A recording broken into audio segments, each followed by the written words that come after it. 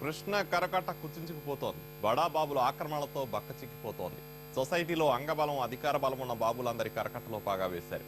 అదిరిపోయే రిసార్ట్లు, స్టేటస్ కు symbolic guest హౌస్లు, బిజినెస్ కోసం క్లబ్ హౌస్లు, మరికొందరు మఠాలు, ప్రకృతి వైద్యశాలలు.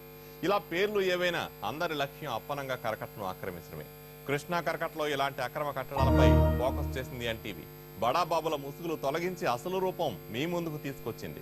కృష్ణమ్మనే ముంచి కరకట్టలో ముందుకొచ్చిన బడాబాబుల అక్రమ కట్టడాలపై ఎన్టీవీ స్పెషల్ రిపోర్ట్. మనం కృష్ణానది రివర్ మధ్యలో ఉన్నాం. ఈ కృష్ణానది మధ్యలో ఉన్నాము. ఇక్కడ మనం ప్రత్యక్షంగా చూడొచ్చు. గోకరాజ్ గంగరాజు, ఎంపీ గోకరాజ్ గంగరాజు కన్స్ట్రక్షన్ చేసినటువంటి ఈ బిల్డింగ్ ముందర ఉన్నాం. ఈ బిల్డింగ్ దాదాపు 2000 గజాల్లో, ఈ 2000 గజాల్లో నిర్మాణం జరిగిందని చెప్పి అధికారులు లెక్క తేల్చారు.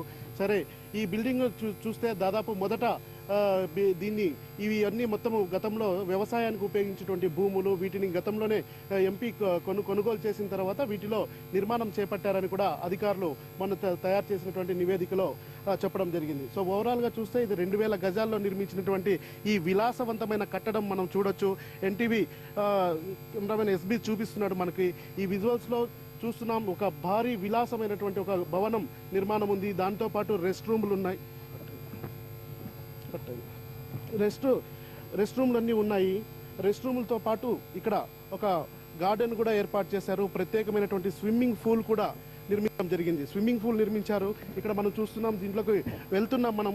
ఇక్కడ గతంలో గత నెలలో బీజేపీ అధ్యక్షుడు అమిత్ షా వచ్చినప్పుడు ఈ యొక్క గెస్ట్ హౌస్లోనే ఉండడం జరిగింది.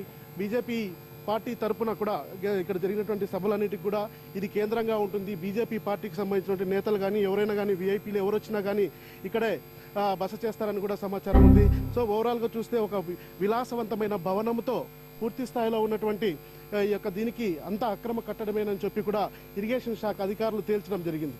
అయితే ఇది కృష్ణానదిని ఆక్రమించిందా లేదన్న దానికి మనం ప్రత్యక్షంగా చూడొచ్చు. ఎందుకంటే కృష్ణానది ప్రకారం కానీ అలాగే రివర్ కన్జర్వేషన్ చట్టం ప్రకారం కూడా పూర్తి స్థాయిలో నదిని ఆనుకొని 500 మీటర్ల దూరంలో ఎలాంటి కట్టడాలు కూడా చేపట్టకూడదని చెప్పి రివర్ కన్జర్వేషన్ 1884 యాక్ట్ చెప్తుంది.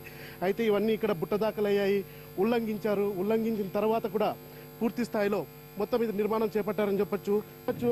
అసలు ఈ బిల్డింగ్ కిందనే కృష్ణానది పోతూ ఉంది.